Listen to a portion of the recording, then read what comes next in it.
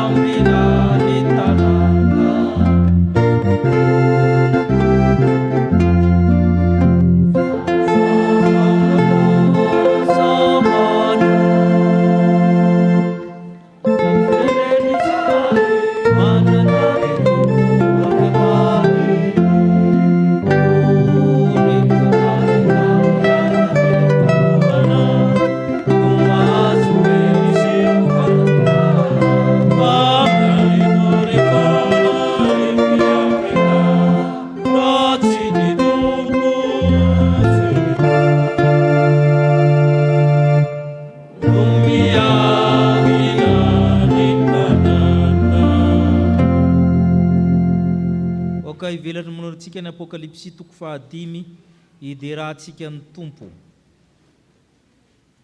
Apokalipsy toko 5.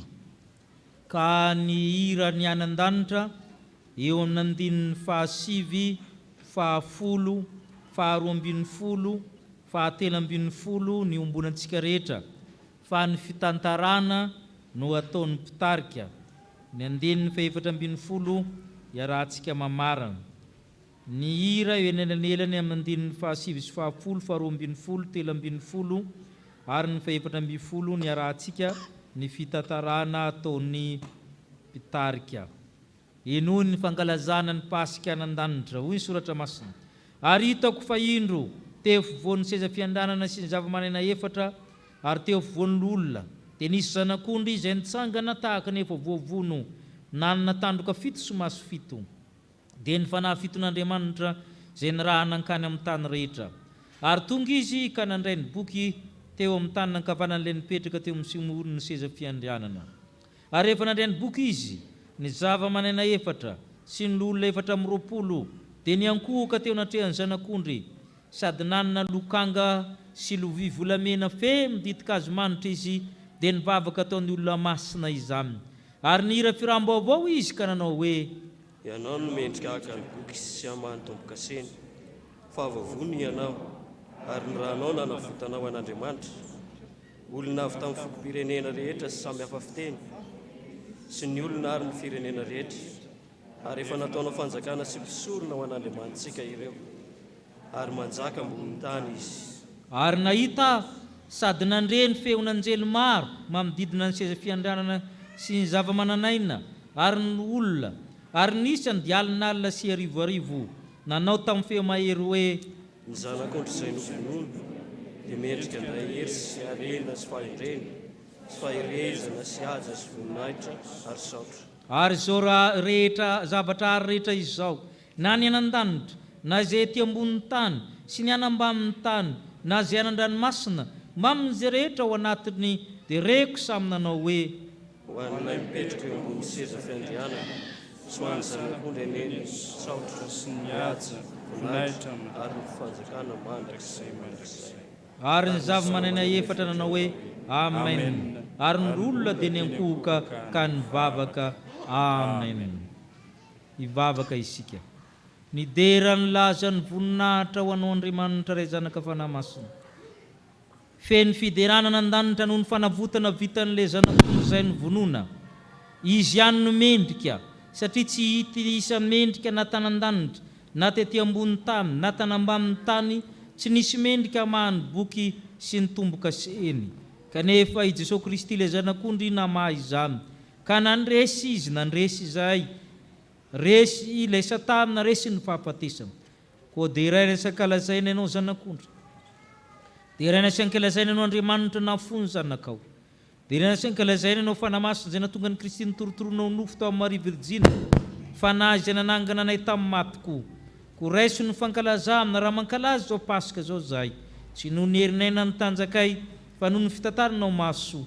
Koa indreto zay vory eto, ao ny manaraka mivantana amin'ny tambajotra, ianao Andriamanitra no ankalazaina sy deraina, satria voavonjy zahay, satria nandresy zahay, koa izany nankalazaina anao. Ka masino fanamasina zao fanompoana izao, hoanitra kasitrahana eo masinao, ka ho tahaka amin'ny vavaka ataon'ny olona masina tokoa, hoentiny le olona marobe anan-danitra, miaraka amin'ny lokanga ny vilia feno ditikazo manitra ny vavaka ataonay. Koa ny fitahinao kosa itsororoka tahaka ny menaka manitra mitsororoka amin'ny morotongotra akanjony Arona, mipaka aminay ny fitahina, satria ianao Kristy no efa mitahy anay tamin'ny fitahim-panahy rehetra tsy azo tononona.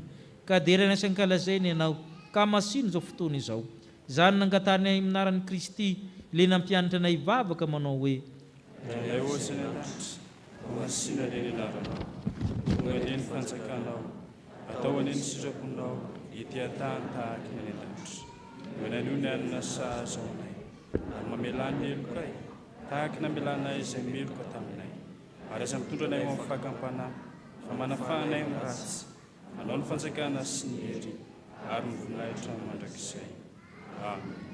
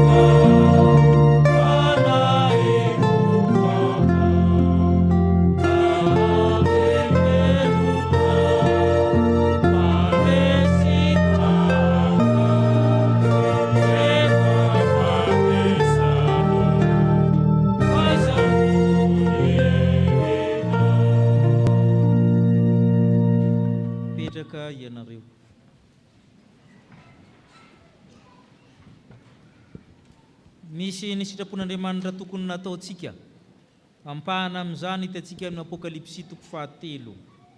Manana ny didiny tokony tandremantsika ny Tompo, ary manana fitsipika tokony arahantsika, hoenotsika mpanajana izany sitrapon'ny Tompo izany. Ho ny Tompo, izao ny lazainy le manana ny fanahy fiton'Andriamanitra sy ny kintana fito. Fantatro ny asanao, fa manana anarana ho velona ianao, kanjo maty ihany. Miambena ka horeny ny zavatra sisa saiky maty, fa tsy nisy hitako tanteraka ny asanao teo anatrehan'Andriamanitra. Dia tsarovony amin'ny andraisana anao sy ny nandresenao, ary tany mafy ka mibeba. Fa raha tsy ambiny ianao, dia ho tonga toy ny fiavin'ny mpangalatra, ka tsy ho fantatrao zay ho rehaviako aminao. izay maharesy dia hitafy lamba fotsy tahaka ireo, ka tsy hamono ny anarana amin'ny boky ny fiainana fa naiky ny anarany eo natrehany raiko sy natrehany anjeliny, izay manantsofina aoka izy aino izay lazainy fanahy amin'ny fiangonana. Amen.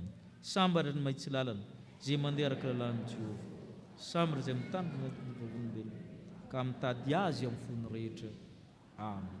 Tsy nahatanteraka izany ty sitrapon'ny Tompo izany isika, andeha isika netry tena, andeha isika hivavaka hanao izao fofonina izao.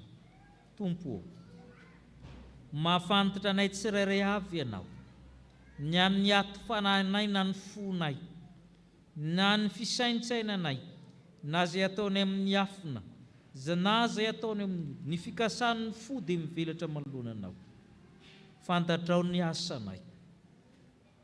Ka matahotra zay sao dia tahaka ny fiangonana tany Sardisy, manana anarana ho velona kanjo maty aminy. Mba manorobana misy ravina ihany kanjo aviaviny Betania ka voaozona. Mamindrafo aminay. Mamela kay. Tsy tanteraka tokoa ny asanay. Maty zay ka tsy mangatsika na mafana. Mamindrafo aminay. Betsika tsy matateraka anay, na tamin'ny eritreritray na tamin'ny nataonay, na ny safidinay na ny fikasanay, mamindrafo aminay. Eno ny vavaka mangina sandratray fa oloarana natrehanao ny fonay, mba azoanay miara-mandeha aminao ka mitafy lamba fotsy koa ka mba ho mpandresy.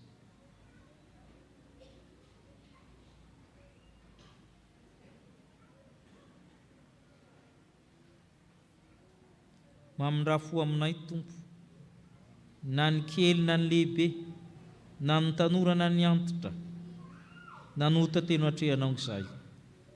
Izay ratsy teo masonao nefa nataonay, na tamin'ny fiarahamonina, na tamin'ny asanay, na tamin'ny fianaranay, na tamin'ny tokantranonay. Sasao madio izay fekelo kardiovin'ny fonay mbo afampahotana, meteza ianao ry zanak'ondro izay nivonona, izay nandatsaka ny raminy, hamoha ny boky ny fiainana hanoratra ny anaranay. Ko mamindrafo aminay ry Jesosy Tompo. Amen. Re andri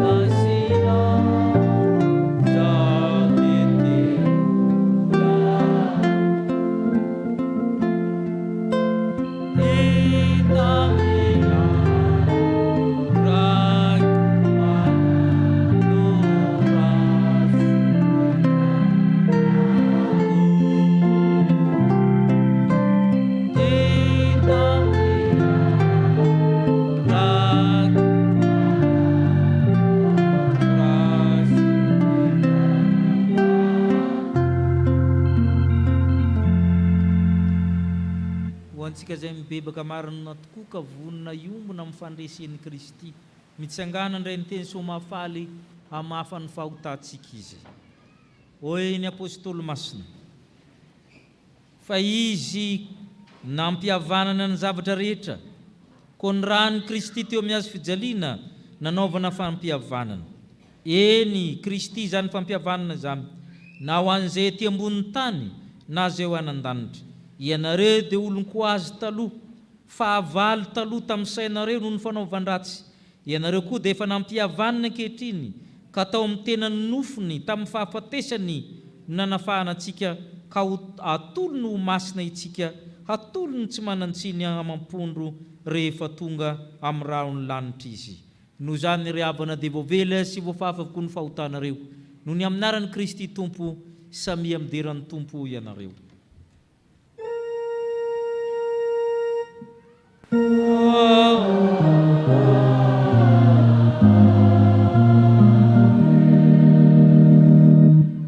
Voninahitra ny amin'ny avo indrindra, ho an'Andriamanitra,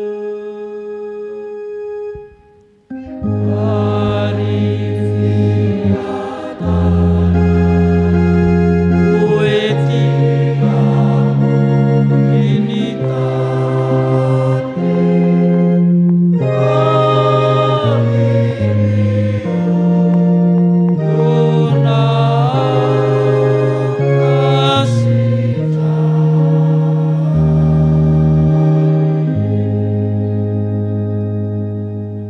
fifaliana isika. Raha manana hira ny taniketsa na misy sampana hafa vonona dia hira vatrany izy a, aorian'izay dia ny hira fanampin'ny fahafito. Raha misy vonona dia afaka mihira vatrany.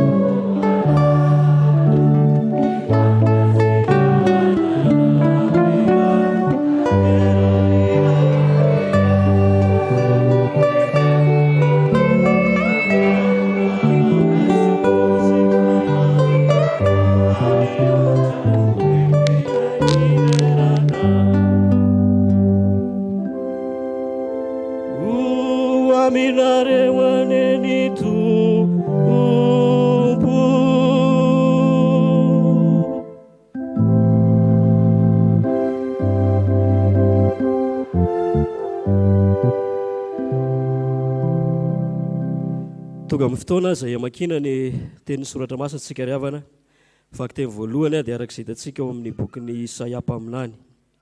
Isaia 22 ny andininy voalohany hatramin'ny andininy fahasivy. Isaia 22 ny andininy voalohany hatramin'ny andininy fahasivy.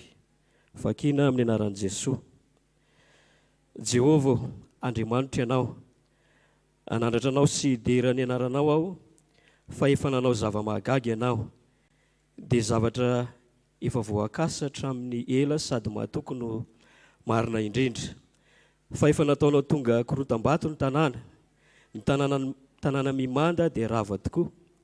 Ny lapan'ny fahavalo dia nataonao tsy vahany-ko tanàna, tsy hatsangana intsony mandrakizay iny, ka dia ankalazanao ny firenena masika, atahotranao ny tanan'ny firenena lozabe, fa fiarovana mafy ho an'ny reraka ianao.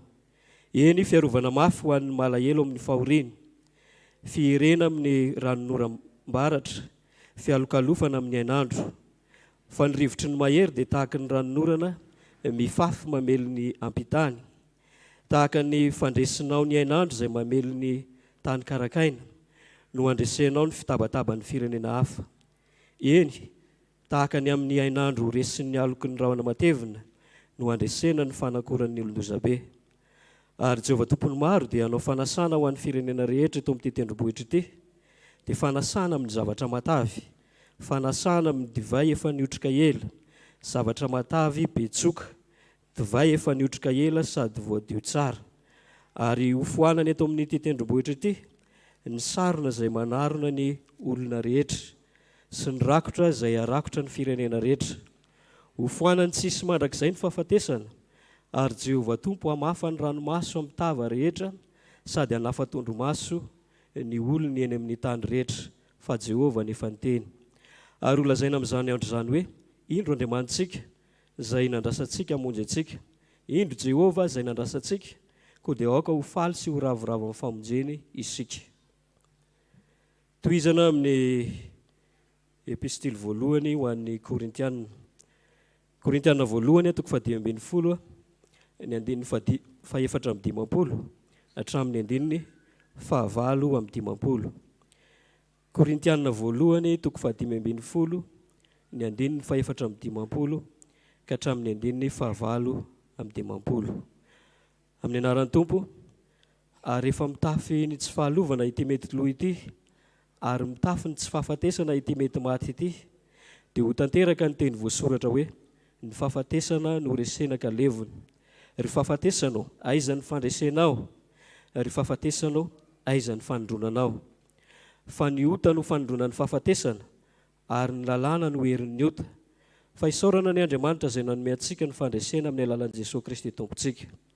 Koa amin'izany ry rahalahy malalako dia miorena tsara, aza miova ary mahefabe mandrakariva amin'ny asan'ny Tompo, satria fantatrareo fa tsy foana tsy akory ny fikelezanareo aina ao amin'ny Tompo. Jaona 20 ny andininy voalohany hatramin'ny andininy fahafolo. Filazantsara ny Jesosy Kristy araka ny Jaona 20 ny andininy voalohany hatramin'ny andininy fahafolo. Ndeha hitsangana isika rehetra.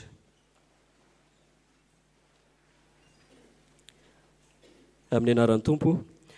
Ary tamin'ny andro voalohany amin'ny herinandro dia nandeha maraina koa mbola maizimaizina nakany amin'ny fasana Maria Magdalena, ka nahita ny vato voaisotra tamin'ny fasana.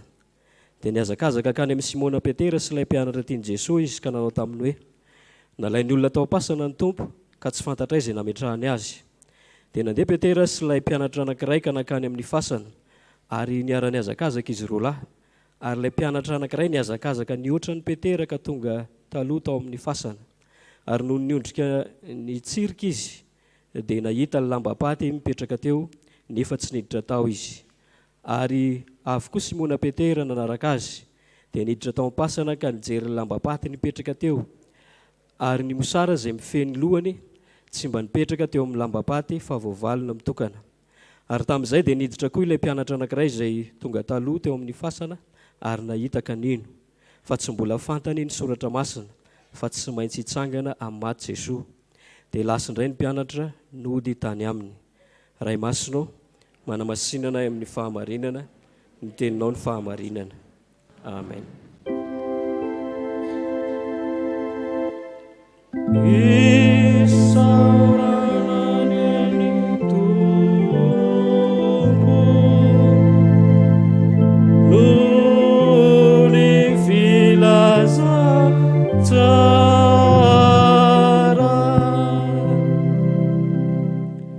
Ry Andriamanitra rainay, Jesosy Kristy Tompo sy mpamonjy anay, fanay masina mpampahery anay fantatray fa eto ianao ankehitriny, ary maneho ny fitsangananao, ny fandresenao, ny fahafatesana ny teninao izay ambaranao aminay tsirairay avy.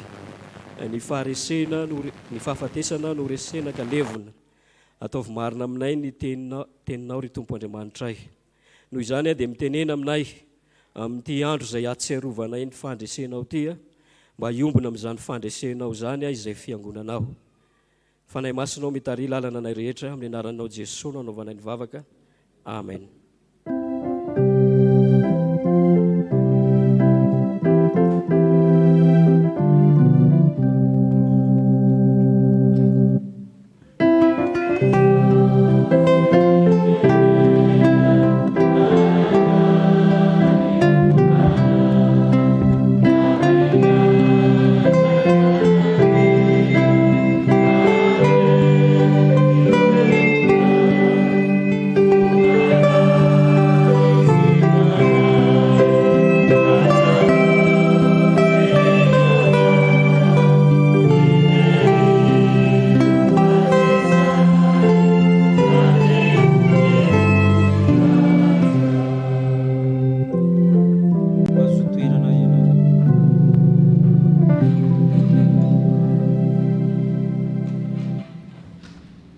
Amin'ireny ny fahasoavana sy ny fiadanana avy amin'nyresy ny fahafatesana.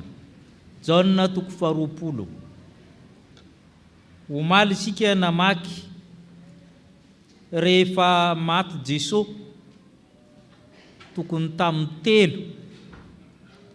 dia tonga i Josefa avy any Arimatia teo amin'ny 4 teo aka ny faty. Olon-dehibe manan-kaja io, nanao intervention tamin'ny Pilato zany izy akanan'le faty zany. Nanaraka azy koa Nicodemosy izay mpampianatra lehibe, profesora teo amin'ny Jiosy. Izy mirahalahy reo nitarika ny fikarakarana ny fandevenana ny Jesosy. Ireo dia mpianatra fa tsy misehoseho, manao cours particulier amin'ny Jesosy zareo satria amin'ny toerana misy adon-jareo zany sarotra. Ary izay ny afantarina hoe rehefa te hahita an'Andriamanitra ianao mahita moyen foana, mahita hevitra foana. Ireo dia mianatra amin'ny Jesosy fa amin'ny mangingina misoratra ao zany. Zareo mpianatra Jesosy reo. Ka rehefa tonga amin'ny fotoana ilana azy niseho reo. Nasehony fa manana ny maizy azy ary manana fahefana koa. Tsisy olona sahana angataka ny fatin'i Jesosy fa izy mirahalahy reo zany nandeha. Dia nataony fanao rehetra. Amin'ny filazantsarany Jaona dia efa voaositra menaka manitra Jesosy raha amin'ny andro ankehitriny zany efa voahisy formole zany izy. Satria tsy maintsy alevina aloha amin'ny enina izy, satria amin'ny enina manomboka n'inona? Sabata sabotsy. Dia nalevina zany izy azy, zay ny tantara teo aloha zany. Nitsangana Jesosy, fakitsika ny Jaona 20 amin'ny 5 sy ny 7. Amin'ny 5 sy ny 7 vakitsika. Ary tamin'izay dia niditra koa ilay mpianatra anankiray izay tonga taloha teo amin'ny fasana. Ary nahita kanina, fa tsy mbola fantatra ny soratra masina, fa tsy maintsy hitsangana maty Jesosy. Nahita kanina, tsy maintsy hitsangana Jesosy araka ny soratra masina. Inona ny afatra pasika ho antsika? Nitsangana ny Tompo, midika inona zany? Jesosy Kristy nitsangana maty. Zavatra roa ihany ny resantsika amin'ny marobe azo lazaina. Ny voalohany dia fototry ny finoantsika. Eo zany manomboka natao hoe finoana kristianina. Tsy mitovy amin'ny finoana teo amin'ny Jiosy intsony. Eo ny manomboka ny finoana kristianina ary eo manomboka ny fiovan'ny zavatra maro. Hitantsika amin'ny andininy voalohany vakitsika. Ary tamin'ny marain'ny andro voalohany tamin'ny herinandro, dia nandeha maraina koa. mbola maizimaizina ka amin'ny fasina Maria Magdalena nahita ny vato voaisitra tamin'ny fasana. Zay le andro voalohany amin'ny herinandro eo zany dia efa manomboka le finoana. Andro fahatelo zoma sabotsy alahady. Io ny safidin'ny tompo sabata vaovao, fahariana vaovao. Sabata sabotsy jiosy tany ampasana izy. Tsy ny safidy hitsangana tamin'io izy. Zay raha vao tsy fantatrao za amin'ny dikany fitsanganan'i Jesosy, ny finoana manontolo mihitsy mirodana. Fototry ny finoana kristianina. Zay mahatonga ana mivavaka amin'ny andro alahady, satria io ny andro ninona nitsanganan'i Jesosy Kristy. Ary rehefa miseho izy dia alahady hatrany ao amin'ny jaonao. Io ny andro voalohany amin'ny herinandro, ny fanisan'andro jiosy dia ny alahady ny voalohany fahafitony sabotsy. Jereny andininy fahasivambin'ny folo. Ahoana hozy izy? Ary rehefa harivan'ilay andro voalohany amin'ny herinandro, zay indray le izy. Zany hoe herinandro faharoa isan-kerinandro zany Jesosy mitsangana miseho amin'ny mpianatra dia alahady foana io, alahady hatraminy io. Intelo le fisehoana dia alahady. Rehefa jereny indray ny amin'ny fenina amin'ny roapolo, ahoana hozy izy? Ary no ny afaka avaloana dia tafangona teo indray ny mpianatra ary te kotomaso dia tonga Jesosy. Isan-kerinandro zany izy zay mahatonga ny mpianatra ny mivavaka amin'ny andro alahady dia isan-kerinandro alahady izy mivoaka miaraka mivavaka amin'ny mpianany. Teo zany nanomboka io. Zay le fototry ny finoana zany. Isan-kalahady izy ny tonga eo. Telo fisehoana eo dia alahady hatrany io andro io zany. Zay ny zavatra anankiray, io ny sabata vaovao, fitsarana vaovao. Fa amin'ny fototry ny finoana koa dia manefa ny sokatra ny fasana. Raha vao misokatra ny fasana moa inona ho an-tsaintsika malagasy amin'izao? Tibiam vertosa femira sa ino? Manova ny fijerintsika natao hoe fasana ny nitsanganan'i Jesosy. Ary zay tsy takatry Maria nisokatra ny voaisitra ny vato tamin'ny fasana, dia inona ny nataony amin'ny andininy faharovaka itsika? Dia niazakazaka nankana amin'ny Simona Petera. Inona ny teneniny? Nalainy olona tao ampasina amin'ny tompo ka tsy fantatra izy. Zay le antsika zay. Nisy nangalatra amin'ny tao. Zay ny tao. Ity moa manahirina hoy Maria satria very mihitsy. Tsy hoe mba namidy tatsy na takan'izany fa very ahoana zany. Nalainy olona tao ampasana ny tompo. Tsy fantatra izy na zay ny ao an-tsain'ny Maria. Tsy ao an-tsainy ny fitsanganana. Manova amin'ny fijerintsika ny fasana. Izy le miaramila kely namanay hoe tana tsimotsimo tany dia nangalary ny olona ny tao ampasana rehetra. Tsisy tao na nyray ary nalainy le olona dolo.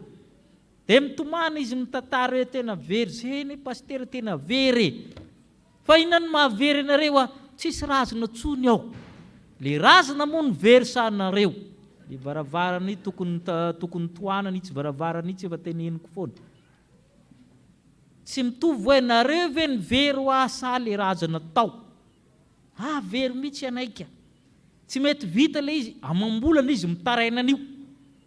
Dia hoy izy tamin'ny farany rehefa 3 volana hoe olo tia, rehefa tsy mety misy razana mitsofo ao ianao dia rasa razanao. Fa zany pasteur ianao mitomany tsisy razana dia mitsofo ao anao dia razana dia misy ao. Ino ny rasanao tsy mitsofoko ao dia vita, idio ao. Teo izy vao tonga sainy, marina fa mahatsiravana manahirana le hoe very ny tao.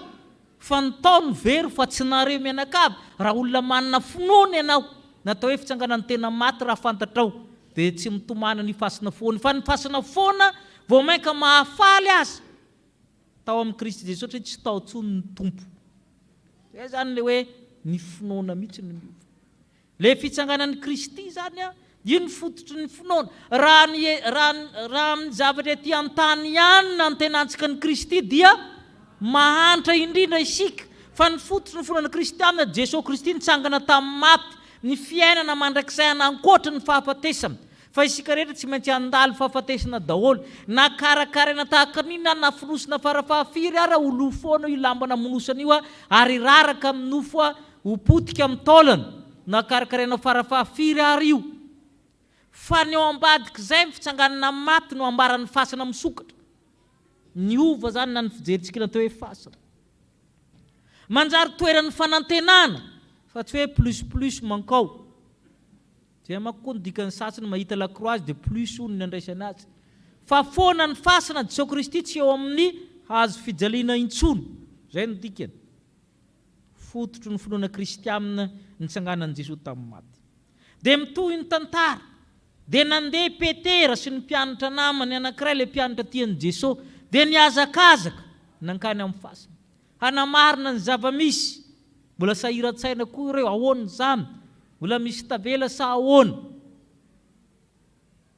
satria Petera efa zokijokony mpianatra i Jaona tovolahy kely dia niazakazaka nohatra ny Petera izy fa rehefa tonga teo izy tsy niditra alohan'ny Petera fa najana azy mba hovakitsika ny andinin'ny 5 hatramin'ny 9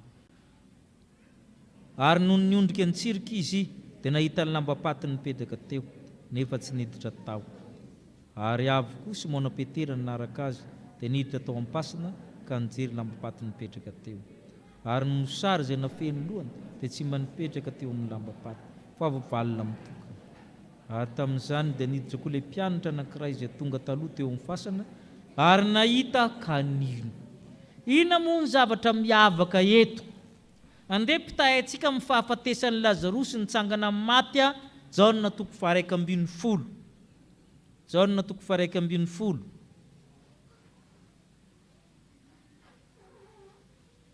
andininy 4:70 3:70 Jaona 2:12 andininy 4:70 ka hatramin'ny 4:70 vakitsika rehefa nanao izany teny zany izy dia niantso tamin'ny fehimahery hoe ry Lazarosy mivoaha dia nivoaka ny maty dia nisy fehipaty tamin'ny tanany sy ny tongony sady voafehy mosara koa ny tavany dia hoy Jesosy taminy va ao izy ka velao andeha ny famonosana faty teo amin'ny Jiosy sy ny olona rehetra koa manao an'izany na antsika malagasy ary dia finosina le faty fa ny amin'ny tsika finosina lamba ray vitrana fa ny Jiosy dia finosina aty ambony mankany ambany bandele zany ahodina manodidina azy le lamba mankany ambany zay ny amin'ny Jiosy zany mitovitovy amin'ny Egyptianina koa zay ny anazy zay zany ny aveo le eto itovizan'ny firenena rehetra matetika misy an'iny fa ny fanontaniana dia zao inona nampiavaka ny Jesosy Lazarosy rehefa nitsangana tamin'ny maty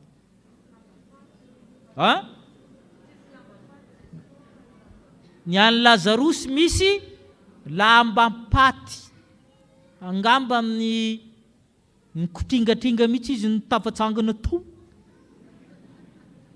satria mifehy faty ary ny faharoa tsy afaka namatena fa mila olona hovahana fa rehefa maty koa taon'olona mafy fatotra be taony mafy be sa tsy tao mafy moa izy ireny taonjoro mafy be le izy so mitsangatsangana fatany eo ianao fa nampiavaka amin'ny Jesosy dia lambapaty nipetraka ny lamba tamin'ny tareny ny voavalina mitokana fa amin'ny tanina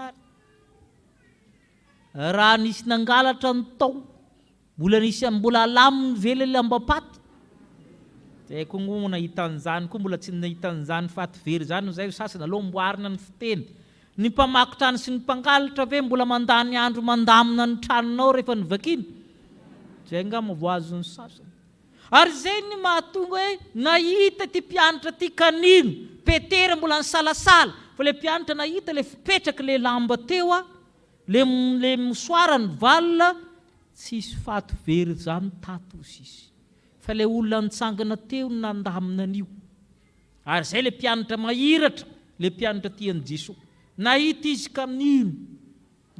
kanino io vatan'i Jesosy io tsy voatazony lamba, tsy voatazony trano, vatana hafa io. Jerenge amin'ny andininy 720 trano mihidy dia miditra i Jesosy. Misy profo daholo manko ny zavatra telentsika. Jaona 7:720 vakitsika.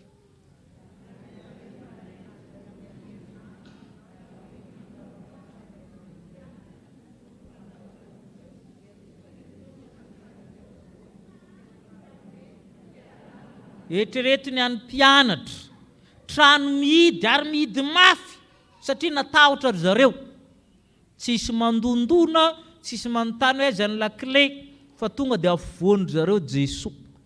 Zay le vatany mpandresy zay. Tsy voatazony zavatra materialy ety an-tany. Zay no mahatonga azy nivoaka miala amin'ny lamba io izy, lamba paty io, tsy mila olona, tsy mila ino, zay le vatany. Ary zay le vatana vaovao tiany Jesosy omenantsika amin'ny andro farany. Ary zay ny fototry ny finoantsika. Mila ny vatana vaovao io itsika, zay tsy voatazony aretina, tsy voatazony zavatra rehetra, tsy voatazony rindrim-by, na ny lamba na ny inona. Io vatana io azo anaovana fandiniana manokana teolojika hoe vatana tahaka noana no raisitsika avy anan-danitra amin'ny andro farany. Ary zay le fototry ny finoantsika. Ka tsy ny ety an-tany ihany, zay mety lo no omenanao, fa vatana hafa tsy mety lo, tsy mety resin'ny fahafatesana. Korintianina 1:5-10. Andininy 4:50 ka hatramin'ny 7:50. Korintianina 1:5-10, 4:50, vakitsika. Rehefa mitafiny tsy fahalovana ity mety lo ity, ary mitafiny tsy fahafatesana ity mety maty ity, dia ho tanteraka amin'ny teny voasoratra hoe ny fahafatesana no resena kalevona. Ry fahafatesana aiza ny fandresenao, ry fahafatesana aiza ny fanondronanao, fa ny ota ny fanondrona ny fahafatesana ary ny lalàna ny herin'ny ota.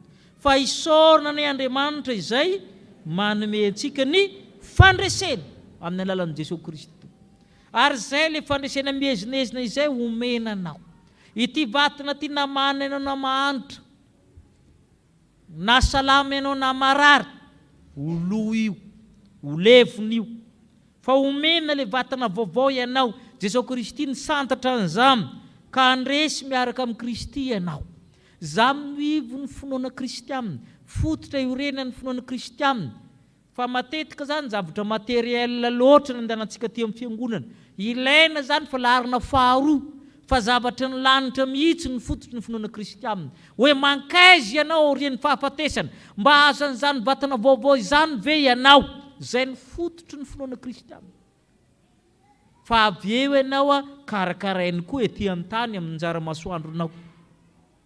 Ka na tsy mahazo ninina ary ianao ety an-tany ny anan-danitra, trano tsy nataony tanana, fa ity trano lay ihany, vonjomaika. Zay ny fototry ny finoana kristianina. Zay ny fototry ny finoana kristianina. Nitsangana amin'ny maty Jesosy Kristy nitsangana tamin'ny maty, fototry ny finoana kristianina. Fa ny faharoa dia izao, Jesosy Kristy nitsangana amin'ny maty, fatanterahany soratra masina. Efa voalazany soratra masina, io zany ny ivo ny afatra ny soratra masina manomboka amin'ny Genesis. Raha nanoty Adama sy Eva, ka nanozon'Andriamanitra, ao anatin'ny ozon'Andriamanitra tadidio fa mbola misy fitahiana ho an'ny zanany. Andriamanitra ny hafahafa. Izy manozona mbola mitahy ihany. Inona miteneniny tamin'ny menarana sy Eva? Ampitrandra-fesika ianao sy ny vehivavy, ny taranakao sy ny taranany, izy anoritoro ny lohanao, ianao anoritoro ny ombela amin'ny tongony na amin'ny talony. Izy ny mahavola manoritoro loha sa manoritoro tongotra. Itsika na saina nanoritoro ny lohan'ny menarana. Ary zay ny tanterahan'i Jesosy teo amin'ny hazo fijaliana, ny fahafatesana. Ny fasana manko tahaka ny lavaka angeza be, tenda angeza be, tendam-pahafatesana. Ka ny lalànan'io zay nanota ny mitsofoka ao. Zay midikany hoe ny lalàna ny herin'ny ota ary ny fahafatesana io ota ny fanondrona ny fahafatesana lalàna ny herin'ny ota. Ka itsika zany rehefa nanota, tsy niromona poison atao hoe fahafatesana. Rehefa manota ianao dia mandray poizina Ary zay ny sarin'le minerana vipera. Rehefa voakaikitra anao dia misy poizina mankana aminao iny atao hoe fahafatesana. Ka ny olona rehetra mahazo ny poizina mitsofoka mankao amin'ny fasina avokoa. Kanefa tamin'ity indray mitorika ity misy olona tsy mitondra an'le poizina nitsofoka tao. Tsakoahana zany le fasina. Efa mihinana zavatra tsy zakanao ianao dia tsakoahana. Tsakoahana le fasina dia nalohana satria tsy izy. Ary zay le fitsarana dia nangataka onitra i Jesosy. Ny mason'ny Satana sy Andriamanitra. Satria ianao nampiditra olona tsy nanota tao anatin'ny fahafatesana. Za kosa mangataka onitra ho Jesosy. Vokatra izay. Ina ny onitra nangatahana? Iza raha ny mahamarina koa ny onitra nangatahana? Ahoana hozy ny soratra masina? Fa toy izao ny tiavan'Andriamanitra nomeny mba tsy ho very zay. Izay rehetra mino azy ny nangatahana, izay rehetra mino azy izy. Na mitsofoka ao ara dia tsakahana koa le fasana dia mivoaka tao reo. Zay ny nangatahana. Ianao, izasy ianao no onitra nangatahana. Na mbola tsy teraka azy ianao, efa nangatahany Kristy ho azy. Ny andraikitra ao dia inona? Mahita dia maninona? Mino tahaka an'ity mpianatra ity. Ary zany mantoka hoe araka ny soratra masina tsy maintsy hatsangana i Jesosy. Io koa ny ambaran'ny 3 andro ny Jona tao anatin'ny kibo, ny trondro. 3 andro dia mitsangana. Salamo 4:40. Ny soratra masina rehetra dia mitodika amin'io fandresen'i Jesosy io. Na ny zanak'ondro ny Pasika, na ny fanatitra ataon'ny Israely mitodika amin'io. Na ny jobily ataon'ny Israely amin'ny 15 taona manambara fanafana. Soratra masina rehetra mitodika mankao. Salamo 4:40 amin'ny 10. Salamo 4:40 amin'ny 10. Ahoana ho sisy? Fa tsy fonao ho any amin'ny fiainantsitany aiko. Tsy amela ny ray masinao tsy ho latsaka ao amin'ny lavaka ianao. Tsy amela ny ray masinao tsy ho tratro ny loha ianao Davida. Tsy Davida akory teneniny fa Davida maminany eo. Dia fantany fa izy taranaka anankiray tsy ho loha anapasana. Ary ho avy koa ny andro ka ny maty rehetra tsy ho loha tsony fa hatsangana isika rehetra. Efa voalaza ny soratra masina elabe. Jaona 2.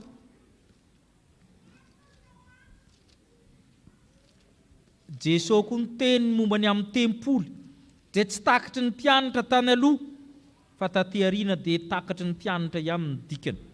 Jaona 2 ny amin'ny 7:20 hatramin'ny 12:20. Jaona 2 ny 7:20 ka hatramin'ny 12:20. Vakitsika. Jesosy namalaka anao tamin'iny. Raha vao ty tempoly ty ary amin'ny atelona dia atsana. Fa hono Jiosy. Eny amin'ny 70 taona zay ny efa nanaovana ty tempoly ty ka ianao ny vahatsangana azy amin'ny atelona. Fa ny tenany tempoly ny lazainy. Ary koa rehefa nitsangana tamin'ny maty izy dia tsaroa ny mpianany fa efa nilaza izany izy ary dia nino ny soratra masina sy ny teny zay nylezainy Jesosy.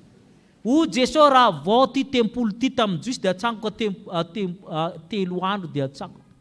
Ny Jiosy tsy nino eny amin'ny 70 taona nanao an'io.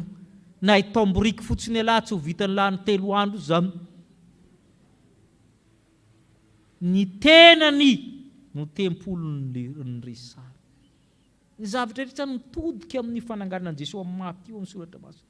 Ny mpianana izy tsy naharaka koa ny Jesosy resahany hoe hitsangana afaka 3 andro le tempoly. Efa nitsangana tamin'ny maty. Ay mo Jesosy ka le tempoly araka ny voalaza ny soratra masina. Zay le fandresena ny fahafatesana ry abana. Dia io zany fototro ny fonoantsika ary io ny ambara ny soratra masina. Io rehefa maty sady tsangana tamin'ny maty. Io ny ambara amin'ny fanekam-pinoanantsika mitsangana tamin'ny andro 7 ary io ny torina. Midika sahady zany fa nandray ny fandresena ianao. Nitsangana amin'ny maty koa ianao na dia mbola ety ambonin'ny tany aza.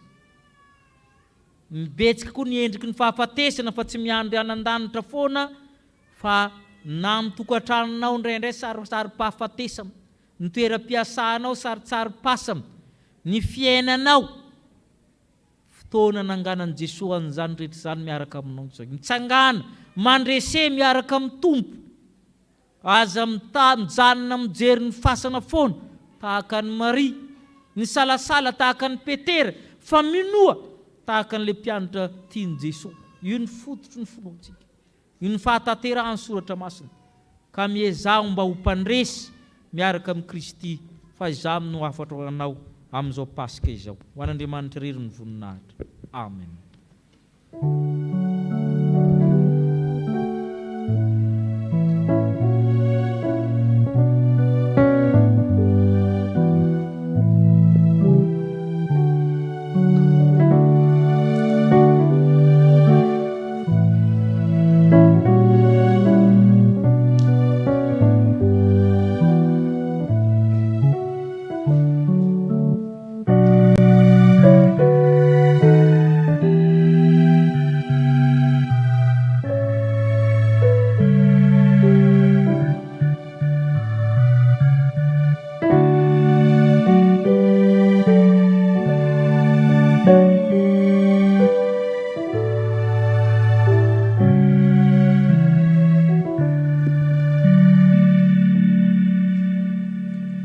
Ivavaka isika ry havana.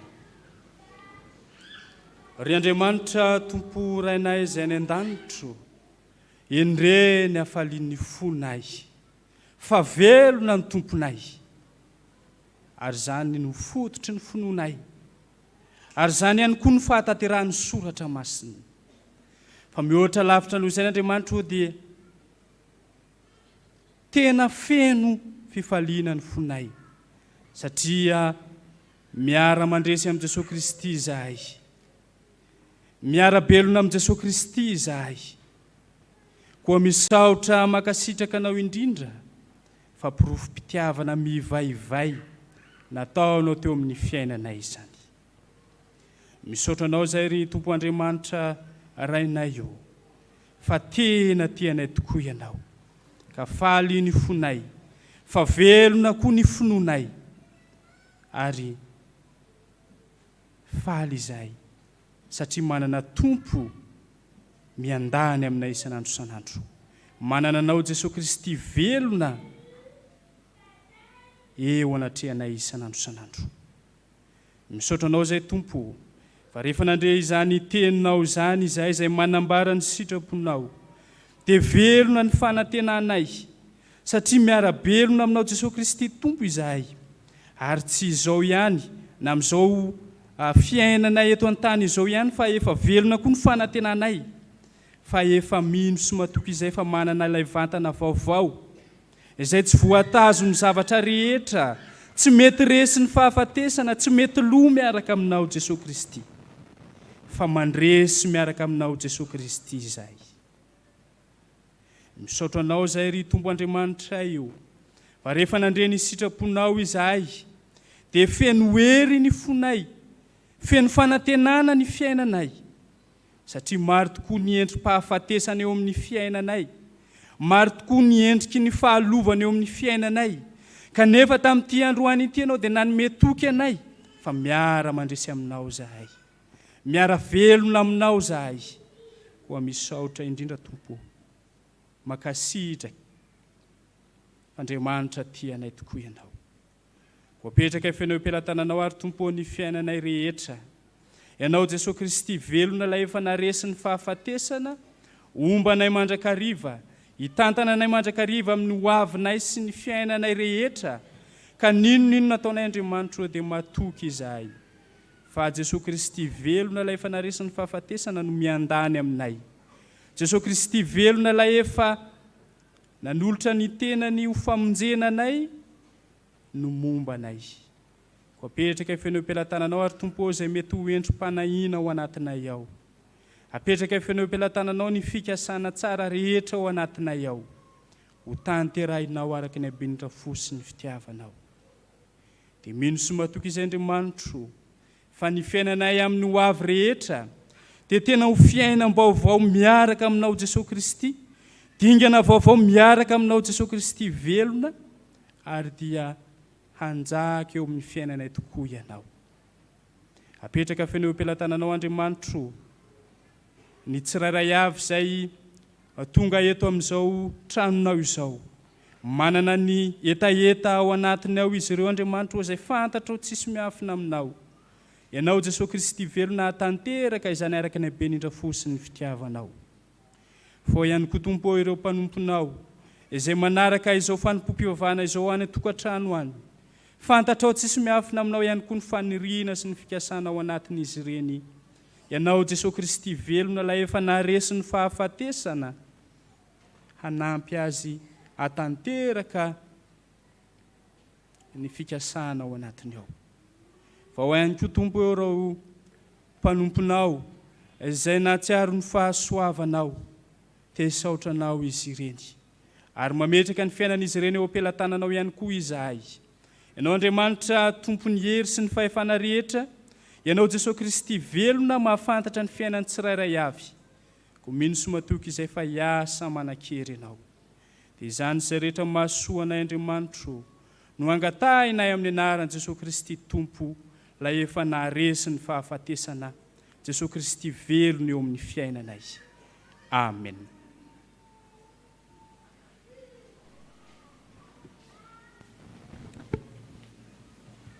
Hira ao amin'ny firana fanampiny 170 no tanterahintsika. Retontsika mafy izany hira zany ho fandresena.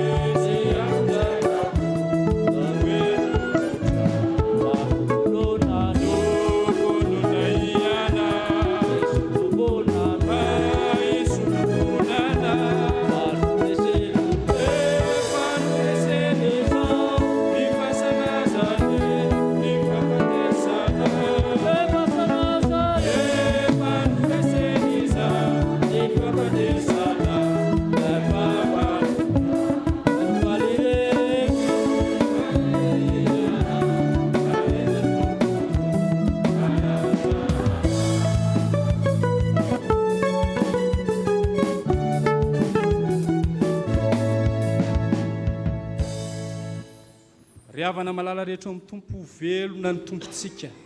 Velona ihany koa ny finoantsika. Andeha ho ambaratsika eo anatrehan'Andriamanitra izany finoantsika izany. Ka ny Kolosiana 2:1, ny 5:20 hatramin'ny 20 no ndeha iarahantsika manambara ny finoantsika eo anatrehan'Andriamanitra.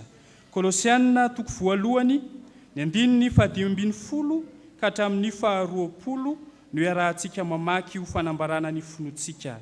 Ka ny izy rehetra ao anatin'izany ten'Andriamanitra izany dia ho soloantsika hoe Jesosy Kristy. Ny izy rehetra ao anatin'ny soratra masina dia ho soloantsika hoe Jesosy Kristy. Andeha hitsangana isika riavana. Iarahantsika mamaky izany no fanambarana ny finoantsika manao hoe Jesosy Kristy no endrik'Andriamanitra tsy hita, ilay matota alohan'izao zavatra rehetra izao. Fatao aminy nahariana ny zavatra rehetra any an-danitra sy ety ambony tany, dia ny hita sy ny tsy hita, na ny fiandrianana na fanjakana, na fanapahana na fahefana. Jesosy Kristy no nahariana ny zavatra rehetra, sady ho azy izany. Ary Jesosy Kristy no talohan'ny zavatra rehetra, sady ao aminy no haretan'ny zavatra rehetra. Ary Jesosy Kristy no lohan'ny tena, dia ny fiangonana. Jesosy Kristy no voalohany, dia ny lay matoa tamin'ny maty, mba ho lohany amin'ny zavatra rehetra Jesosy Kristy. Fa sitraky ny ray ao aminy toeran'ny fahafenona rehetra, sady Jesosy Kristy no mampihavana ny zavatra rehetra aminy, ka dia naranty ho amin'ny nanaovany fampihavana.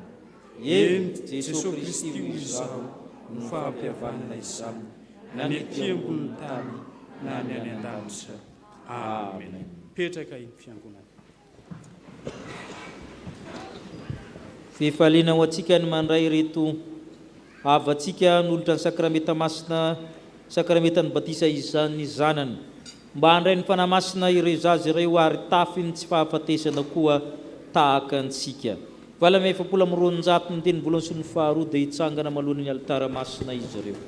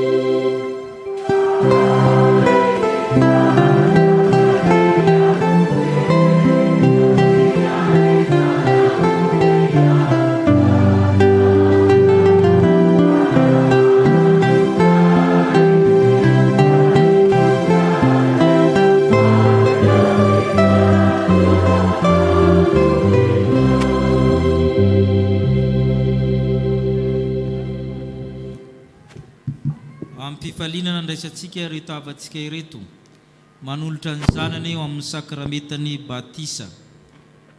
Okaroenitsika ny teny fanorenana izao sakramenta masina izao.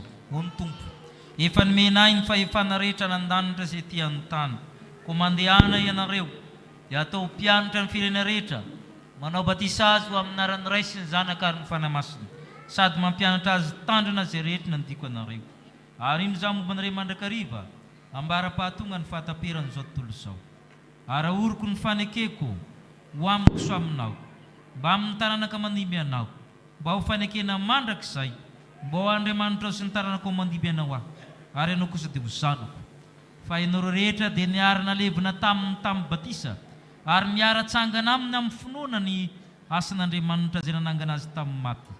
Ianareo rehetra dia zanak'Andriamanitra amin'ny finoana ny Kristy Jesosy, fa iray ihany ianareo ao amin'ny Kristy Jesosy. Amen. Noho izany teny Tompo izany ry havana dia misy fanekena ilay ny fiangonana aminareo. Moa manolotra marina ireto zazy reto Andriamanitra raintsika va ianareo? Eny Tompoko. Ekenareo va nijorona amin'ny tenina amin'ny asa ho mpanompon'Andriamanitra mahatoky, ahatonga anareo fianarana ho an'ireo zazy ireo amin'ny anom-piainana rehetra? Eny Tompoko. Ekenareo ny hatanterahany fiangonana amin'ireo zazy ireo ny fitaizana rehetra ary ny filazantsara tokony atao aminy, hitomboana amin'ny fahalalana izao fahasoavana lehibe izao. Anekena ny Jesosy Tompo ahazo hery izy ireo ka handany asan'ny Satana rehetra. Eny Tompo. Vonona hivavaka ho azy sy hampianatra azy ireo hivavaka, ary hampiditra azy izany mpianatra sekoly lato va ianareo? Eny Tompo. Ekenareo va ny hampianatra azy ny antsony izao fanaovana batisa izao, ary hiezika ka tonga azy mpanefana samin'ny Tompo? Eny Tompoko. Mandre nareo Andriamanitra, oka nareo todika amin'ny fiangonana hanamafa ampahabe maso izany fanekenareo izany. Manolotra ny zanakay ho an'Andriamanitra raintsika izahay, ekenay ny zorona amin'ny teny na amin'ny asa ho amin'ny Andriamanitra mahatoky, mba hahatonga anay ho fianaran'ny zanakay amin'ny androm-piainanay rehetra. Ekenay ny hatanterahany fiangonana amin'ny zanakay, ny fitaizana rehetra araka ny filazantsara tokony ataonay aminy, mba hitombonay amin'ny fahalalana izao fahasoavan-dehibe raisinay amin'Andriamanitra izao, sy anekeny Jesosy ho tompo mba ahazoany hery andavan'ny asan'ny satana rehetra. Vonona ny vavaka ho azy sy hampianatra azy hivavaka ka hampiditra azy amin'ny mpianatra sekolalady izahay. Ekenay ny hampianatra azy ny anton'izao fanaovam-batisa izao ary ezahanay ny nitaona azy ho mpandray ny fanasan'ny tompo. Ny herin'Andriamanitra no ekinanay hatanterahanay izany. Amen. Mandre nareo Andriamanitra, mangataka antsika fiangonana hitsangana angataka izany herin'Andriamanitra izany, teny fanahy masina.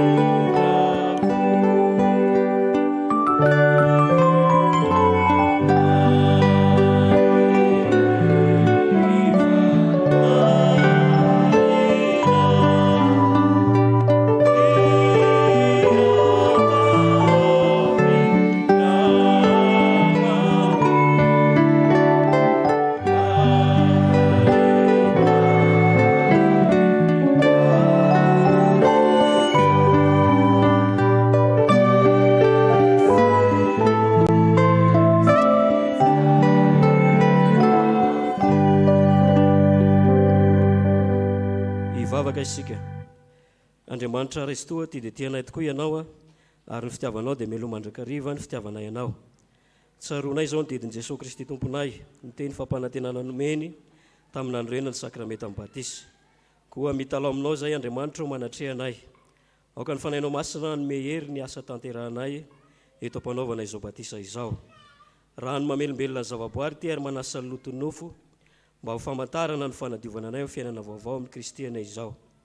Reto zaza atao batisa reto ane voaray mandrakizay amin'ny fanekenao, ampitafiany zanakao izy ary ampiraiso endrika aminy no ny asan'ny fanahinao masina mitarika azy isan'andro ho amin'ny voninahitra ao mandrakizay.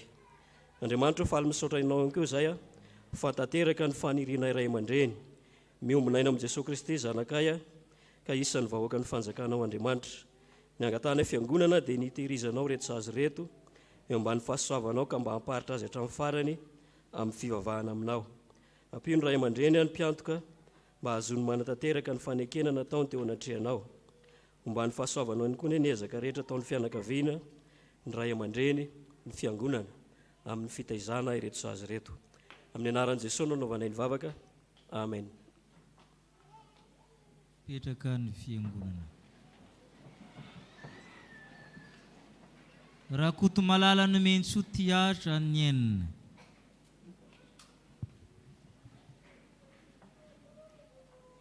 Izaho manao batisanao amin'ny anaran'ny Ray sy ny Zanaka ary ny Fanahy Masina. Amen.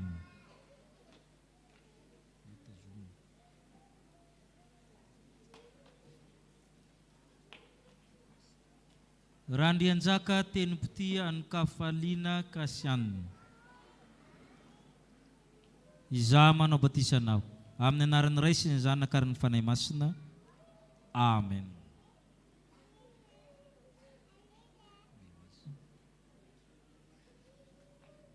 Andrianiana fiti Ael.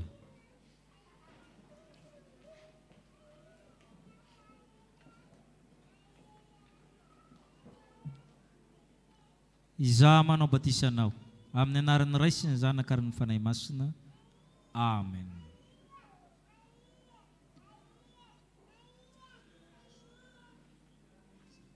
Andriamangason Velonirina Ezekia.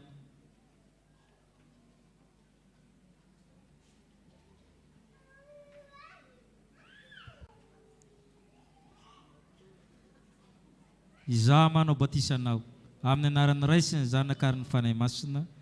Amen.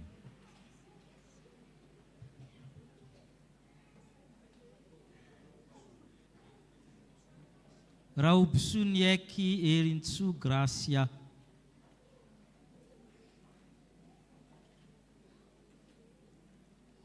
Iza manao batisanao amin'ny anaran'ny Ray sy ny Zanaka ary ny Fanahy Masina. Amen.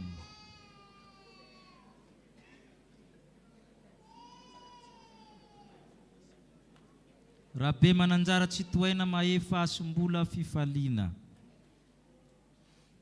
Iza manao batisanao amin'ny anaran'ny Ray sy ny Zanaka ary ny Fanahy Masina. Amen.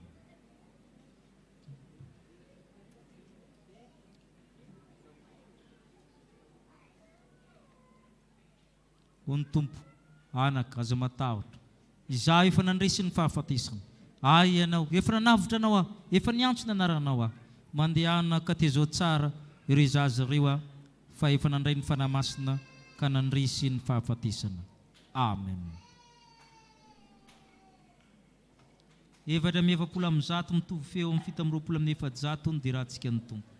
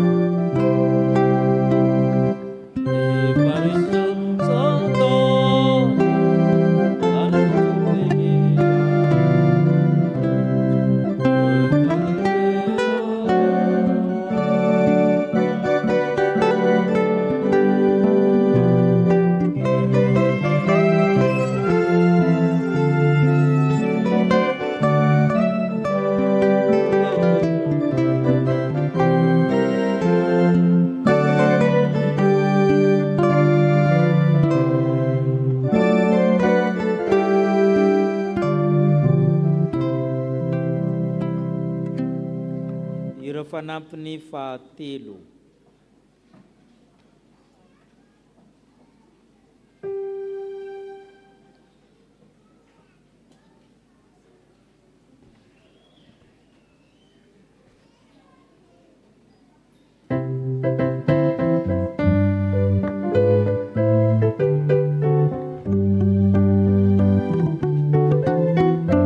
Yesu batu Yesu, aku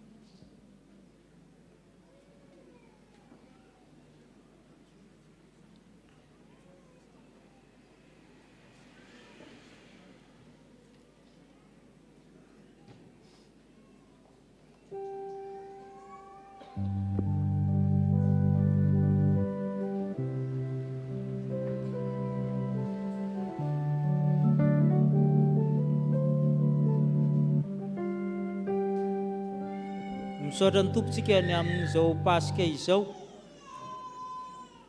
Fampiarahaba tsika ary manasa ny filohan'ny fiangonana koa andray fiteneny rehefa avy eo elaela tsy nahinotsika ny feony amin'ny andro pasika tahaka izao. Fatantsika tsara ny zavatra lovantsika mangidy reny taon'ny fahafatesana, ny taon'ny saritsary-pahafatesana, karazana fisaratsarana maro samihafa nandritran'izay roa taona izao. Ka iverintsika fa fandresena miaraka amin'ny Kristy izao pasika izao dia fampiarahaba isika noho izany. Izao ny fiarabana ataontsika. Le miarahaba voalohany miteny hoe nitsangana amin'ny tompo, averintsika hoe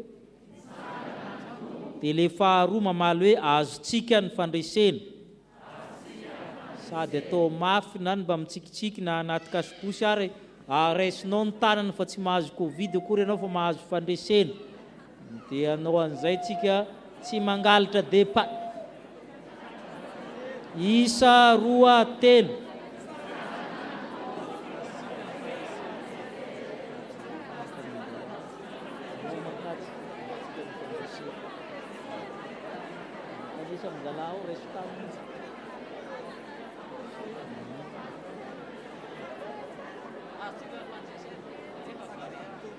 Ianareo ato amin'ny ilany ankavanana mitodika ato amin'ny ankavia mifampitodika dia nareo atony manao aloha.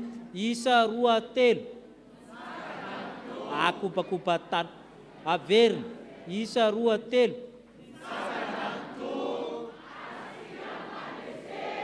Todika ary an-tokotanitsika. Isa 2:3. Mitsangana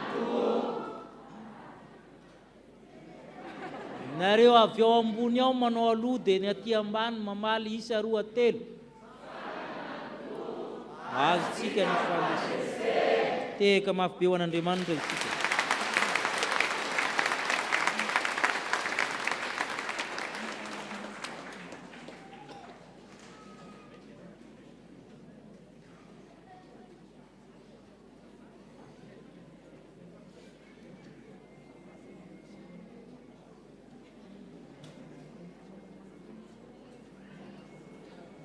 Dia mbola faly miarabantsika ry havana natratra izao pasika fandresena izao, ary dia mandresy tokoa Jesosy Kristy ary misy manantena fa hanaraka azy toy izany koa isika. Ny zanak'olona tsy maintsy atolotra eo an-tanan'ny mpanota ka homboana amin'ny hazo fijaliana ary hitsangana amin'ny andro fahatelo. Lioka 4:27.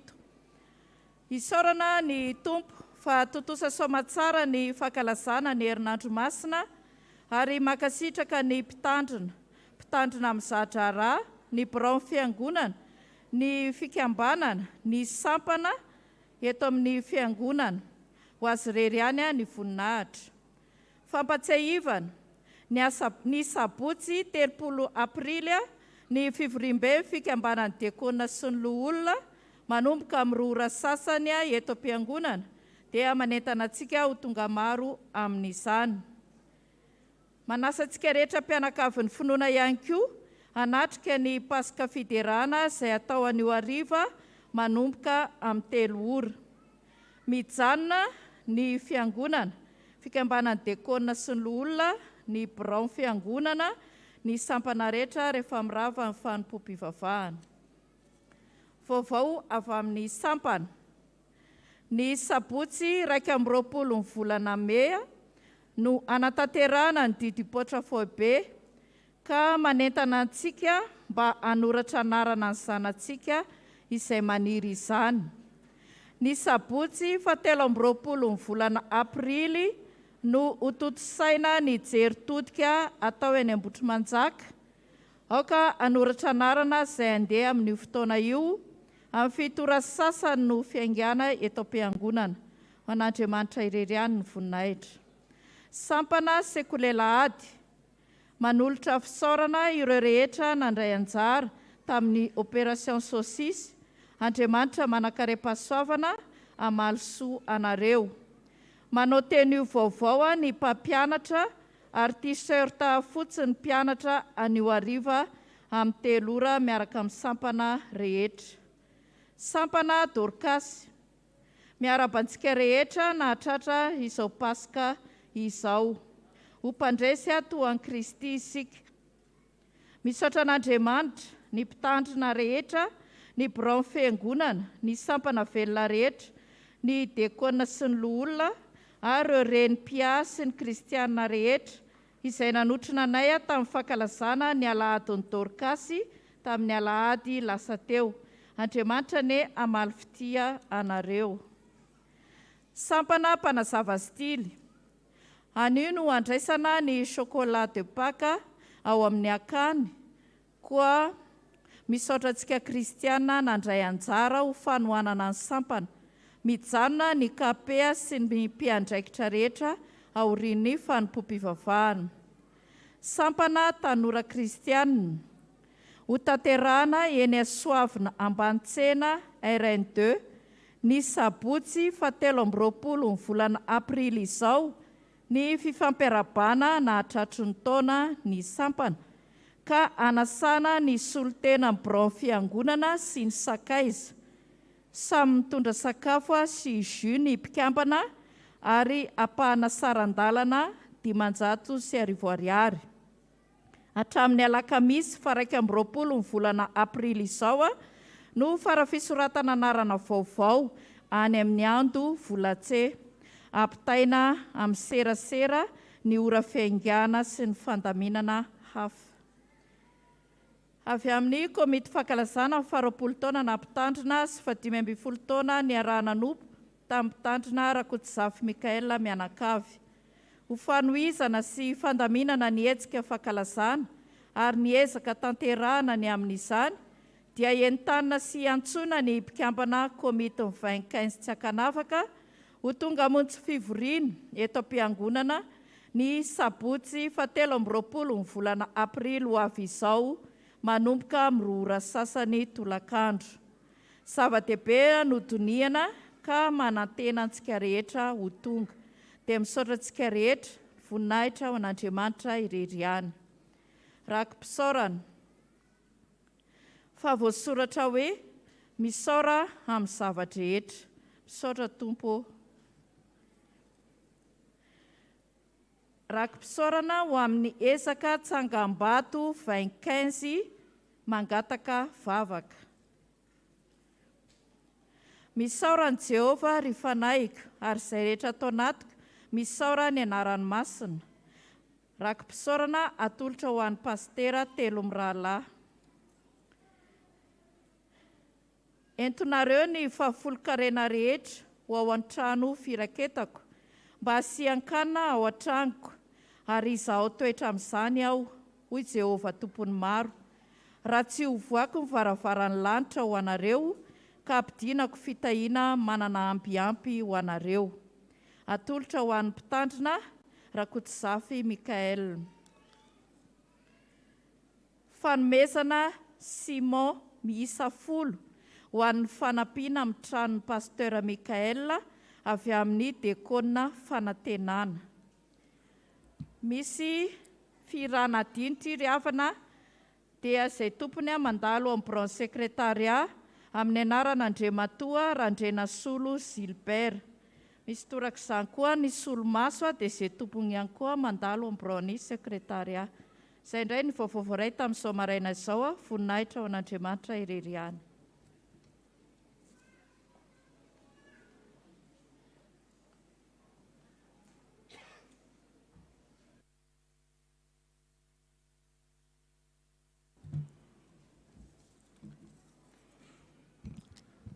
Dia mbola mitompona amintsika mianakavy ny fahasoavana avy amin'Andriamanitra sy Jesosy Kristy tompontsika. Dia faly miona amintsika mianakavy na ny eto am-piangonana na ireo izay manaraka amin'ny tambajotra tserasera izao fitaom-pivavahana izao amin'ity andro Pasika ity. Marina tokoa voalazan'ny Ray aman-dren'ny mpitandrina teo fa dia Pasika indroa taona izay no tsy afaka niona tetỳ am-piangonana antsika noho ny fioboana tamin'ireny fotoana ireny, ary dia isaorana ny Tompo fa dia afaka miona soamatsara isika mianakavy amin'izao andro anio izao. Amin'ny kafaliana no ionantsika mianakavy indrindra amin'izao andro izao dia ny andro Pasika. araka ny fantatsika dia ny andro paska dia andro fandresena, andro firavoravona, ka dia sady kitro ifaharan'ny finoantsika kristianina no iravoravoantsika satria nandray ny fandresena isika. Koa dia amin'ny anaran'ny ray aman-dreny mpitandrina, ny birao amin'ny fiangonana, ny sampana velona rehetra, ny diakonina sy loholona ary isika menakavy no ifampiarabana tratra ny paska fandresena 2024. Reto misy anjarana vitsivitsy nitsongaina atao amin'ny soratra masina mba hifampizarako amintsika menakavy amin'izao andro izao.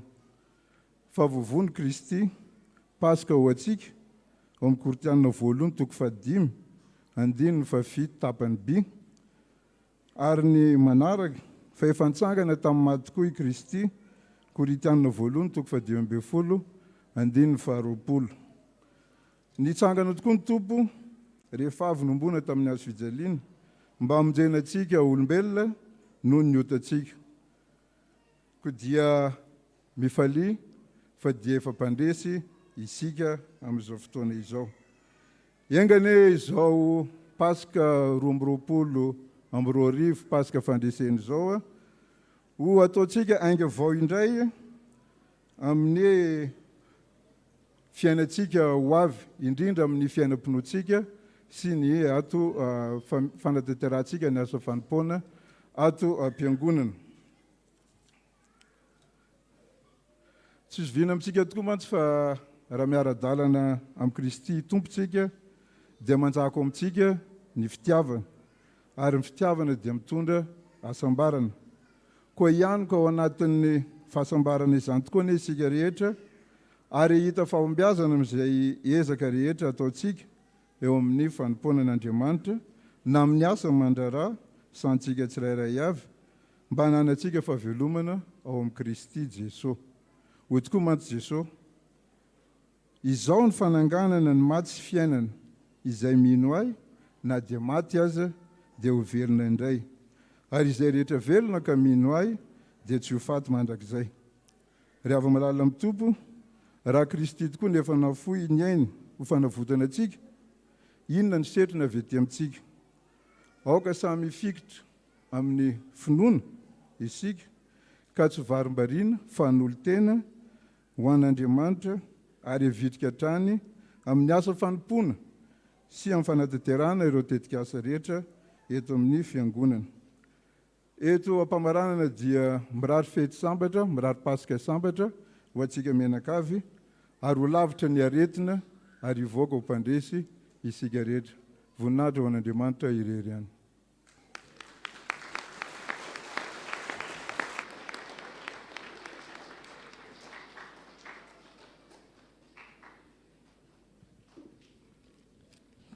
Misaotra ny président isika ny amin'izany firaritsoantsika rehetra izany sy afatra ho antsika.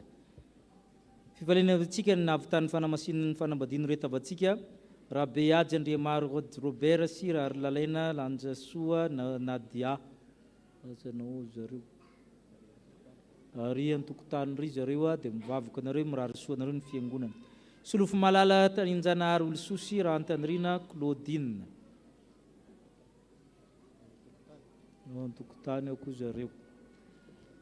Ho amasina fanambadiana amin'ny heriny hoentina mbavaka Andria Mafe manjakana ny tenena sy Andria Mamonjy Remy Karen. Andria mampiadina Ontsosy Rabena Varively ny Ritso Stéphanie. Ato ambony ato ry zareo. Sotra tompo. Ny sakramentany batisa, ny zazakely Andria mampiadina Tsesily Vola tolotry ny ray aman-dreny Andria mampiadina Ontsosy Rabena Varively ny Ritso Stéphanie. Ny zazakely Andria mampiadina Falikely atolotry ny ray aman-dreny Andria mampiadina Maefa sy Ravalitera Mirantso. Ireo izy ireo dia mivavaka nareo ny fiangonana. Misaotra tompo. Raha hariva itsika miara-paly amin'ny firmo, amin'ny telo zany dia miara-paly isika rehetra ny amin'izany. Misy ny fandraisan'ny fanasan'ny tompo rehefa avy eo asaina ianao vahiny hiary ombodatabatra aminay amin'izao pasika fandresena izao, hiary mandresy amin'ny Kristy. Iroso amin'ny rakitra isika eo ny tokopira ifanotrona amin'izany.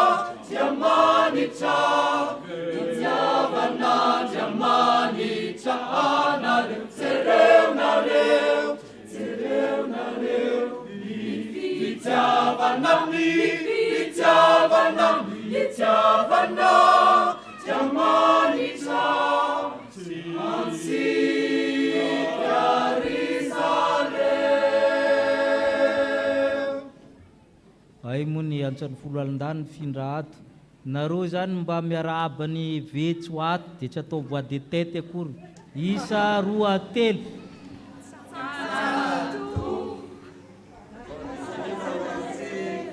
sora to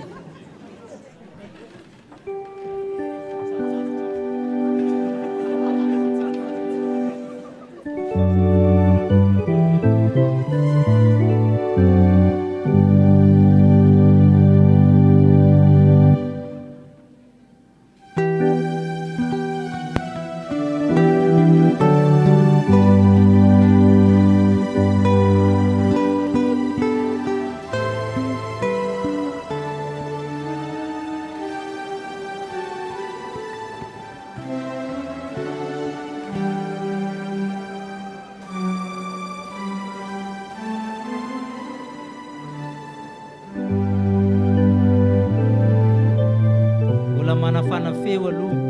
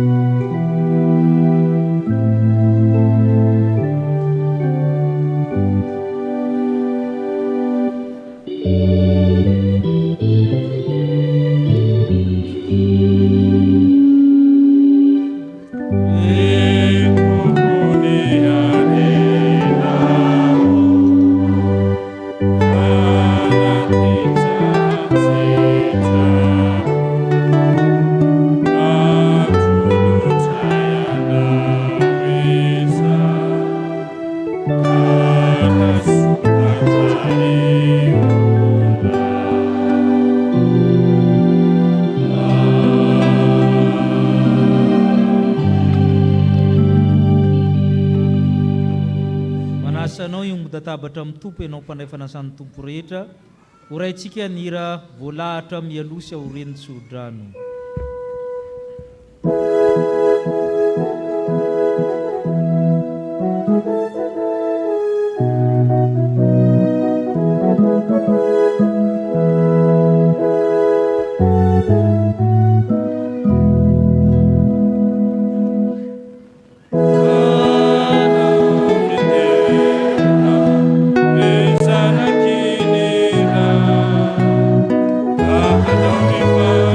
Yes.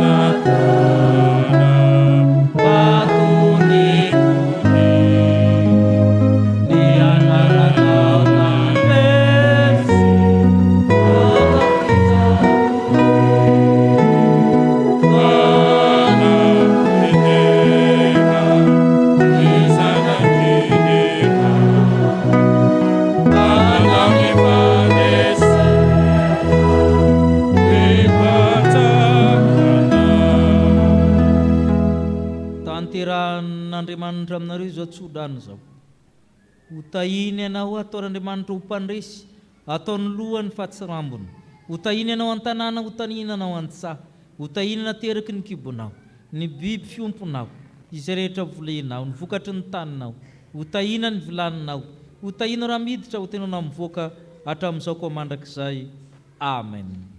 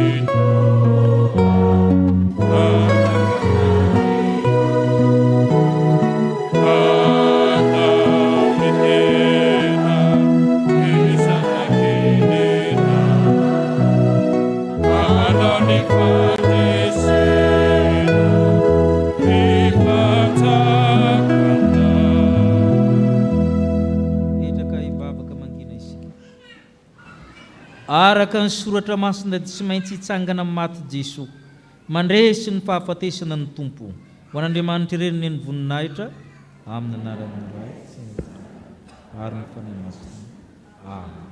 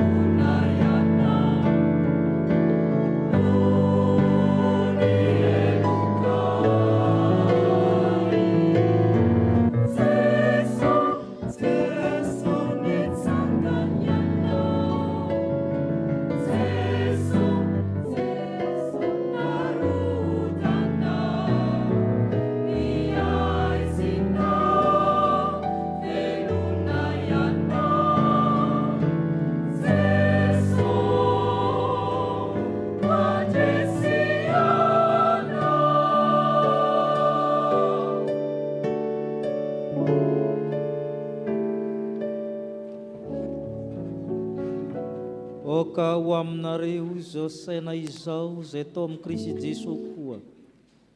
Kristy na dia nanana ny endrik'Andriamanitra aza dia tsy nataony ho zavatra ny fikiriny mafy ny fitoviana amin'Andriamanitra, fa ny foanany tenany tamin'ny fanetretena ka nakany ny endriky ny mpanompo sy nahatongavany manam-pitoviana amin'ny olona. Ary efa hita fa nanantare olona izy dia nanetretena ka nanaiky hatramin'ny fahafatesana dia ilay fahafatesana teo amin'ny azo fijaliana. Koa izany naniratan'Andriamanitra azy indrindra sy nanomezana azy ny anarana ambony noho ny anarana rehetra, ka mba ho amin'ny anaran'i Jesosy no andohaleny lohalika rehetra nandanitra sy etỳ an-tany ary any ambamin'ny tany, sy anekeny lela rehetra fa Jesosy Kristy ny Tompo ho voninahitra Andriamanitra ray. Izany fanetretena ny Tompo tamin'ny azo fijaliana izany sy ny nahafatesany nitsanganany dia aseho amin'ny alalan'ny rehefa famantarana hita maso reto izay Eukaristy masina izao ko asan-drato amin'ny Tompo ny fonareo. Fantatra efa tompony Tompo mpanjakan'ny mpanjaka ianao ry zanak'ondro ny vonoana, feny fiderana anao na ny kerubima sy ny serafim rakotry ny elany, ny olona 420 izay manipy ny satroboninahiny eo amin'ny tongotry ny seza fiandrianany. Eny tsy mendrika izahay raha oharina amin'ireo anjely tsy ho mialinalina ny mpaminany ny apôstôly efa any aminao, nefa ko mianty izay satria nomenao fandresena, ko mangatika izay mba hoentin'ny fanahy masina ny fankalazana sy ny fibiana masina manao hoe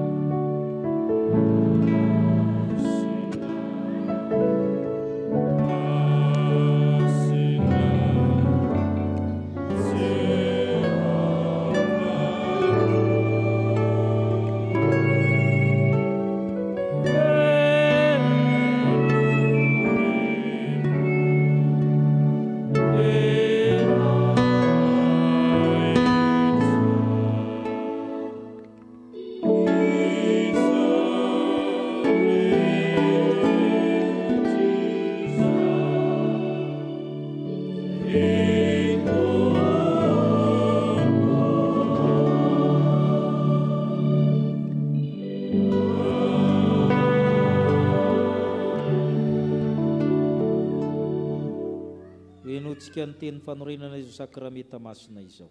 Fa i Jesosy Tompo tamin'iny alina izy namadiana azy dia nandray ny mofo ary rehefa nisaotra izy dia novakiny ka hoy izy manao hoe raiso ano ity ny tenako izay omena ho anareo, izao nataovy ho fahatserovana. Dia arak'izany koa ny kapoaka rehefa ninana dia hoy izy misotro amin'ity anareo rehetra fa ity norako dia ny amin'ny fanekena vaovao izay latsaka ho andrehetra ho famelan-keloko. Izao nataovy ho fahatserovana na oviana no misotro ianareo. Fa na oviana ianareo no mihinana itony mofo itony sy misotro amin'ny kapoaka dia manambara ny fahafatesan'ny Tompo ianareo mandra-piaviny. Amen. Ivavaka isika. Ry Tompo oranay izay nandanitro, tsaronay dia tsaronay ny Golgota Kalvary. Mamela ny elony fa tsy fantany izay ataony. Eloi, Eloi, lama sabachthani. Andriamanitro, Andriamanitro, nahoana dia mahafoy ahy ianao. Indro ny reninao, indro ny zanakao. Vita. Eo an-tananao no atolotro ny fanahiko. Maty ianao ary nitsangana tamin'ny maty. Niakatra amboninahitra nandanitra, mifony an-kavanan'ny ray mba ho aminay ny fandresinao.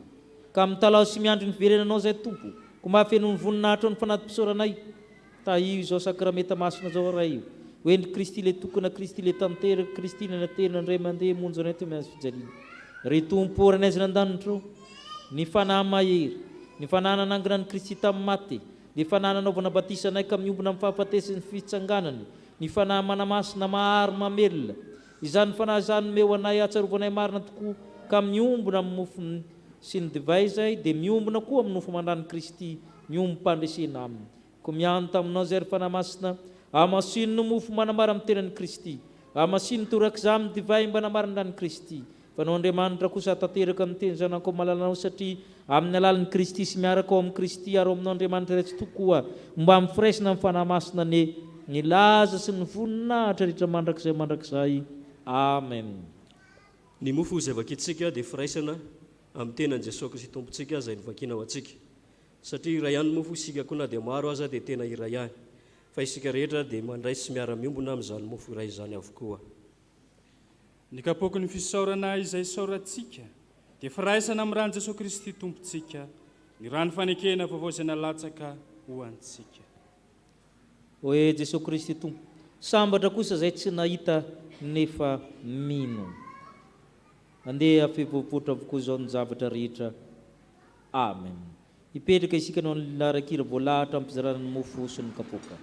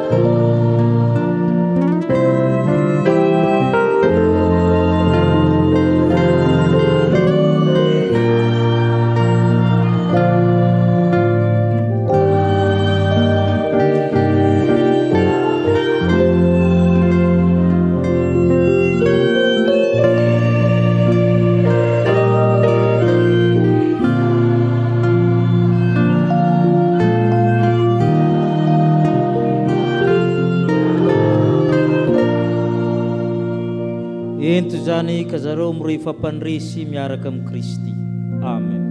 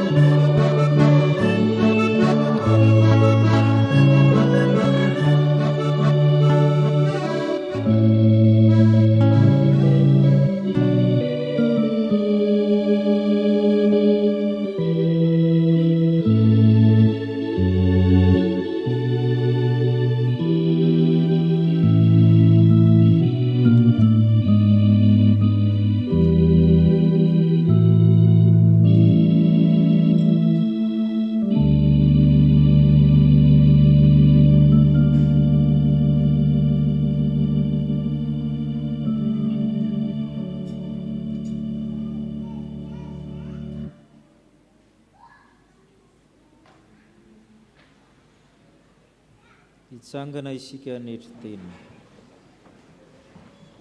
Ka isika iombo-po amin'ny vavy fanetretena manao hoe Tompo. Tsy miendrika atao hoe zanakao. Tompo, tsy miendrika hidiranao ambany tafitrano. Tompo, tsy miendrika hitsipona izay sombotsombona latsaka avy amin'ny latabatra apotra. Nefa ho ianao izay manatonay tsy mba ho laviko mihitsy. Ny mofo hohaninay ry Jesosy milaza aminay ny tenanao.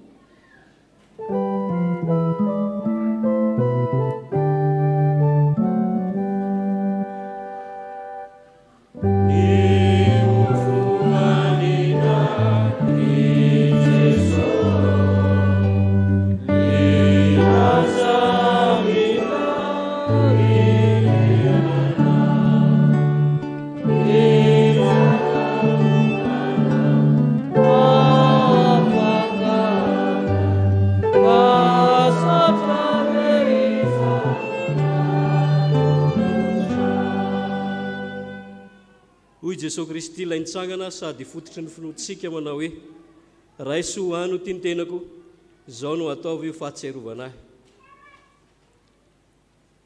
Misotro ny divay zahay izao ahatsiarovanay ny anitra anao.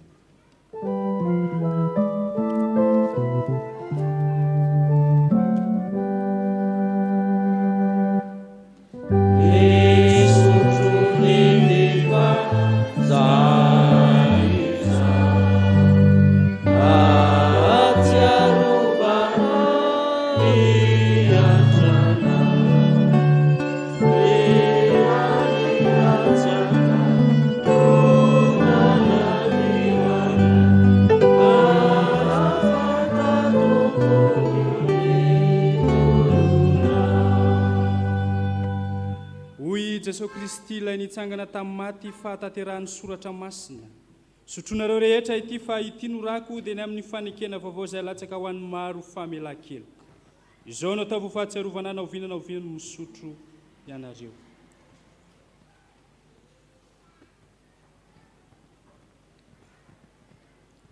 Misaotra anao izay Tompo, fehefa nandray araka izay mety izay sakramenta masina izao. Efa nisy pasika vitsivitsy tsy niarahanay nandray izany, ka eniky ny voninahitra ao zahay, eniky ny fitiavanao, eniky ny fandresenao. Misaotra Tompony amin'izao anio izao. Raha miomby latabatra aminay ianao dia nandray anay ianao, izahay koa nandray anao, ka miaina mivelona miaraka amin'ny Kristy. Misaotra Tompo. Amen. Hoe ny tenin'ny Tompo amintsika. Fa izao ny sitrapony raiko, dia ny azahoan'izay rehetra mijery ny zanaka ka mino azy, fiainana mandrakizay, ary zaho hanangana azy amin'ny andro farany. Amen. Ipetraka amin'ny fifaliana isika ianao ny rakim-pisaorana.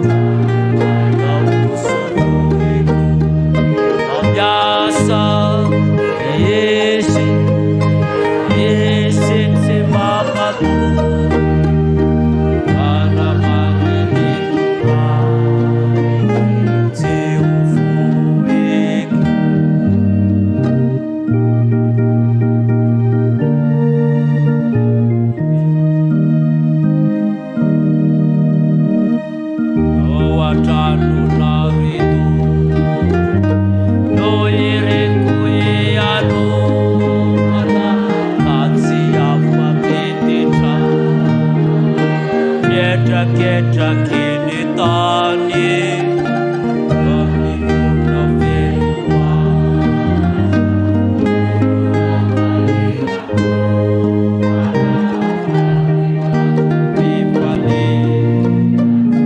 tsy olany tsy mba isy sisy zay mampao ai maitsono rano nanaoso sotroiko miasa izy tsy mba mato alamary nitondransy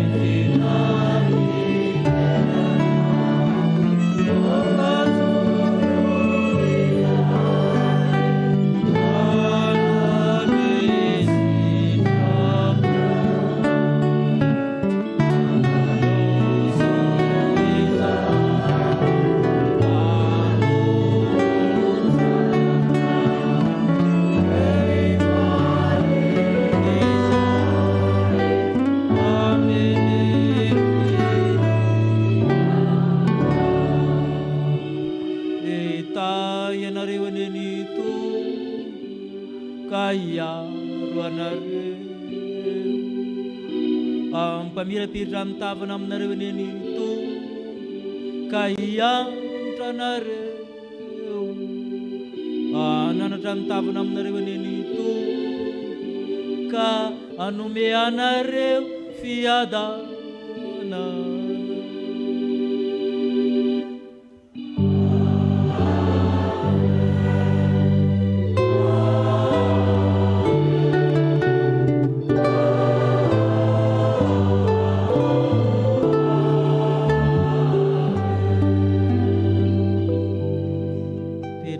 ivavaka mangina izy ary hoan'izay maharo anareo tsy ho tafotoana ka ametraka anareo tsy hanantsina mivonina amin'ny andro firavoravoana ho an'Andriamanitra tokana mpanjaka mpamonjy antsika amin'ny alalan'i Jesosy Kristy ane ny voninahitra sy ny fahalebiazana ny fanjakana sy ny fahefana hatramin'ny taloha indrindra ka ho mandrakizay ho an'Andriamanitra ireriny ny voninahitra amin'ny anaran'ny Ray